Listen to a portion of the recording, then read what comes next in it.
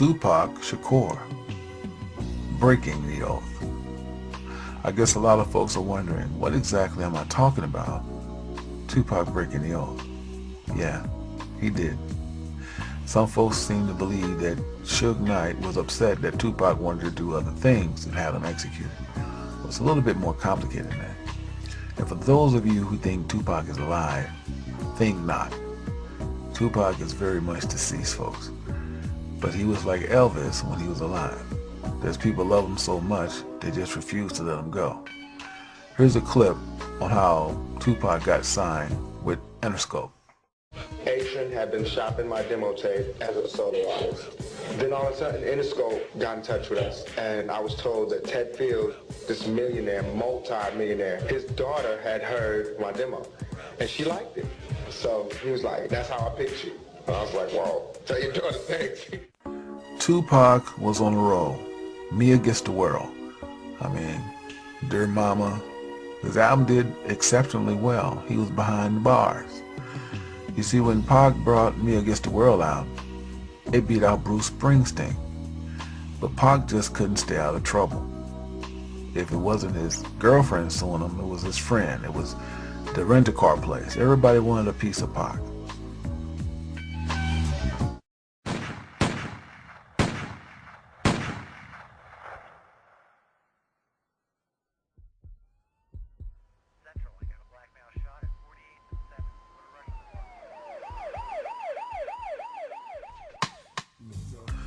Five times, if that wasn't insult to injury. Even though Pac was shot 5 times, and that was definitely an orchestrated hit, and we'll get to that later, Pac seemed to still go to the left instead of go to the right. You see, Pac lived most of his life in the studios, but Pac was the type of guy that everybody loved to hate. So no matter where he went, he still finds himself in lots of trouble.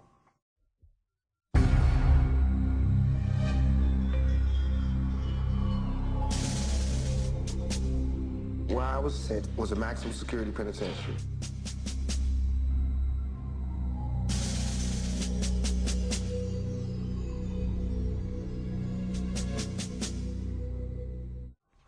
When Pac did his small bid in the penitentiary, Jimmy Iovine and all the bigwigs out of Interscope just about had enough of Pac.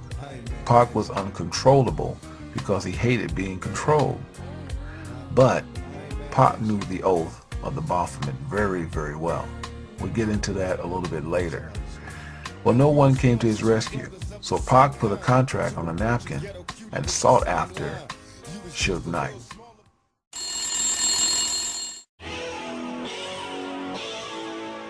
Rapper, actor, and sex abuse convict Tupac Shakur walked out of a New York jail last week, bailed out to the tune of $1.4 million by Suge Knight of Death Row Records, which has signed Shakur to a record deal. Tupac made the worst mistake of his life to team up with Suge Knight. Now don't get it twisted. Tupac already agreed to the oath of the Baphomet when he signed with Jimmy Iovine on Interscope, because that's the only way you're going to get a deal. Seen in this picture, you can see Suge throwing up the Baphomet. That's how Suge get down. That's how Suge get paid. Suge Knight encouraged Tupac to keep this East Coast West Coast thing going because it was good for the money. But when the blood started spilling on Tupac's hand, Tupac got a little bit discouraged. And the East Coast West Coast thing is something that the journalists and people are making that just to get paid off it so it can drag out and everybody can have albums. They're perpetuating it so it could be drama.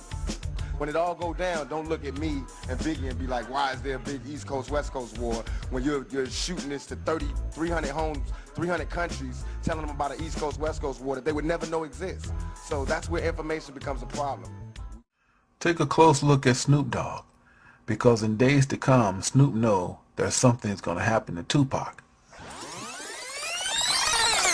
And the East Coast West Coast thing is something that the journalists and people are making that just to get paid off it so it can drag out and everybody can have albums. They're perpetuating it so it could be drama.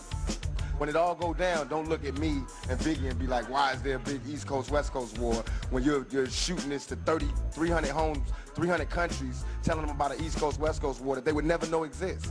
So that's where information becomes a problem. Snoop knows Tupac's life is in danger days before his death. I want you guys to take a close look at this picture. Dr. Dre is a Mason, Baphomet, Snoop, Suge, but the picture was deliberately taken like a pyramid. Take a close look. This is a pyramid, and this is the back of a dollar. Now let's bring the picture back. You see, these guys are satanic, man. They know exactly what they were doing. That's how they get paid. Now, Suge had love for all those guys, but he had the most love for Tupac. So he didn't care if Dr. Dre left or Snoop Dogg. His main concern was Tupac. Yes, folks, I'm afraid to tell you, Tupac was a part of the Baphomet, as seen here with the hand gesture. And I know a lot of you are going to argue me down, but let's go back to another guy, Nelly. Nelly is seen giving up his hand gesture for the Illuminati Baphomet. He is holding his sign downward. Tupac is holding his upward. Don't get it twisted. They both are the same.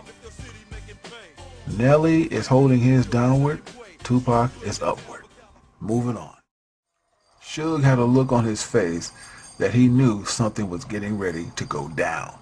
There was no doubt that Suge Knight orchestrated the hit on Pac. Now I want to go back to the first hit that took place in New York with Biggie and Puff Daddy. The Tupac article had me pissed off, you know what I'm saying? Because first of all, he dissed my man, said my man turned his back on him, and I know for a fact that didn't happen, you know what I'm saying? And like the rumors that's spreading is on some tip like we set him up, you know what I'm saying? And that's crazy. Puff Biggie knew exactly who shot Pac. I want you to take a close look at Puff Daddy's reaction. He's guilty as hell. The Tupac article had me pissed off, you know what I'm saying?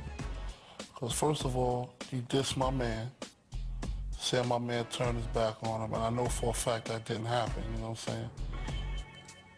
And like the rumors that's spreading is on some tip like we set him up, you know what I'm saying? And that's crazy.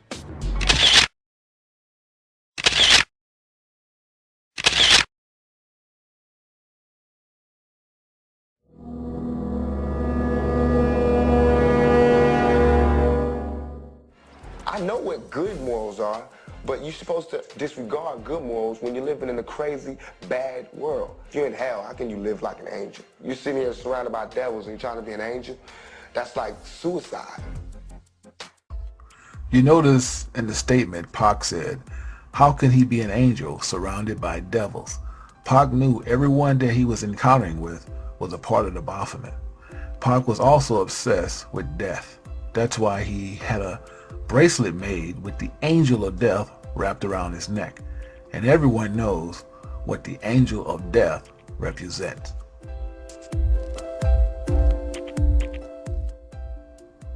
Tupac dissed Dr. Dre, calling him out, saying that Dre can't make up his mind on men or women. When Dre should be producing, he's upstairs sucking dick, eating pussy. This interview was made in 1996. Also that same year, dissing Quincy Jones, saying that he was invited to Q's house. Tupac seen Q's daughter and wanted to holler at her.